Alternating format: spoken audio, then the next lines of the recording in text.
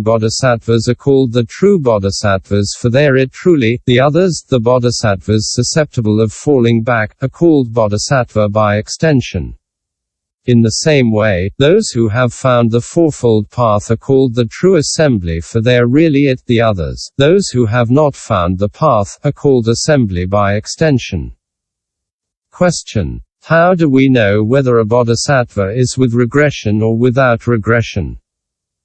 Answer: in the Prajnaparamita, in the chapter of the Apipo Tche, the Buddha himself defined the characteristics. Regression has such and such characteristics, non-regression has other characteristics. 1. If the bodhisattva practices or meditates on one single dharma, he is called a non-regressing bodhisattva. What is this one single dharma?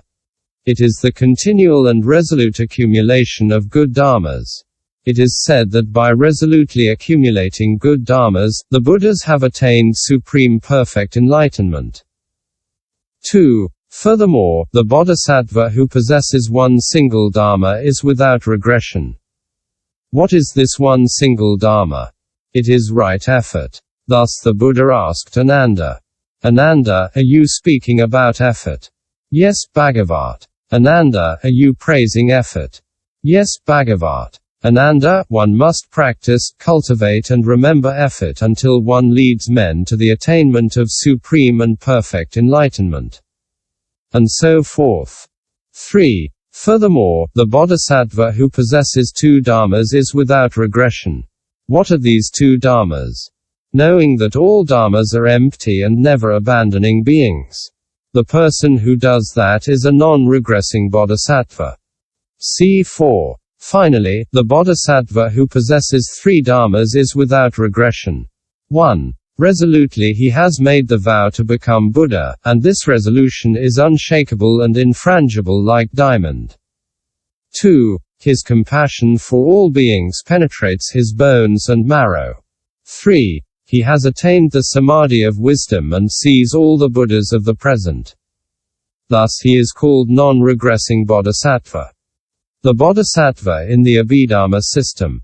1. Definition. In the Abhidharma, the disciples of Kya Chan Yen Niti Seu say, who is called bodhisattva? He who has awakened himself and then awakens others is called bodhisattva. He who necessarily will become Buddha is called bodhisattva.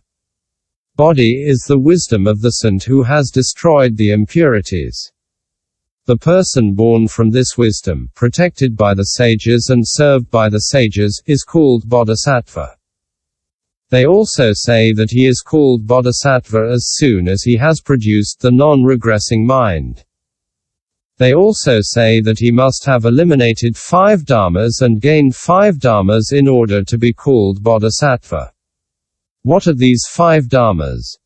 1. He is freed from the 3 unfortunate destinies and is always reborn among gods and men. 2. He escapes from poverty, from commoners and always belongs to a noble family. 3. He is never a female but always a male. 4. He is free of physical defects and weaknesses, his organs are complete. 5. He never has lapses of memory but remembers his past existences. Possessing the wisdom of his past lives, staying away from evil people, always searching for the path of Dharma, drawing disciples to himself, he is called bodhisattva. 2. Actions producing the 32 marks. They also say that he is called bodhisattva starting from the moment when he has accomplished the actions producing the 32 marks. Question. When does he accomplish the actions producing the 32 marks? Answer. After the 3 incalculable periods. Question. How long is an asamhyeya? Answer. An asamhyeya is a number so great that divine or human calculators cannot comprehend it. Thus, a 1 plus 1 equals 2. 2 times 2 equals 4. 3 times 3 equals 9. 10 times 10 equals 100. 10 times 100 equals 1000. 10 by 1 equals 10,000. 1000 by 10,000 equals 10 million or 1 koti.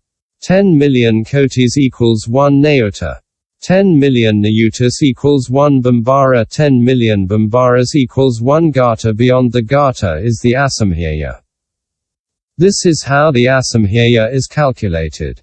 When one has passed over the first asamhaya, one passes through the second. When one has passed through the second, one passes through the third. According to the rules of arithmetic, one counts from 1 to 100, and when the 100 is finished, one returns to 1. In the same way, after one asamhaya, the bodhisattva returns to 1. During the first asamhaya, the bodhisattva does not know if he will become a Buddha or not. During the second asamhaya, he knows that he will be Buddha but does not dare to proclaim, "I shall be Buddha." During the third asamhaya, he knows confidently that he will be Buddha and he dares to proclaim fearlessly, "Later I shall be Buddha." Single quote. For Buddha Sakyamuni, the first asamhaya goes from the ancient Buddha Sakyamuni to the Buddhala Nha Ki Ratnasikin. From that time on, the bodhisattva was free of all female births.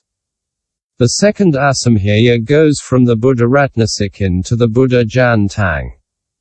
That was when the bodhisattva offered 7 blue lotus blossoms to the Buddha Dipamkara, laid out his garment of antelope skin and spread out his hair to cover the mud. On that occasion, the Buddha Dipamkara made the prediction, "Later you will be Buddha under the name Sakyamuni." Single quote dash. The third asamhaya goes from the Buddha Dipamkara to the Buddha Pipo Tche. After these 3 asamhayakalpas, the bodhisattva accomplishes the actions producing the 32 marks. Question. In what place are the actions producing the 32 marks accomplished? Answer. In the realm of desire and not in the form realm or in the formless realm. Of the 5 destinies of the desire realm, they are accomplished in the human destiny. Of the 4 continents, they are accomplished in Jambudvipa. The bodhisattva accomplished them as a male and not as a female. He accomplished them in the epoch in which the Buddhas appear, not in an epoch when there are no Buddhas. He accomplished them with the view of Buddhahood and not with any other goal. Question. Are the actions producing the 32 marks bodily actions, vocal actions or mental actions? Answer. They are mental actions and not bodily or vocal actions. Why? Because mental action alone is profitable. Question. Mental action concerns the 6 consciousnesses. Are the actions producing the 32 marks accomplished by the mental consciousness or by the other 5 consciousnesses?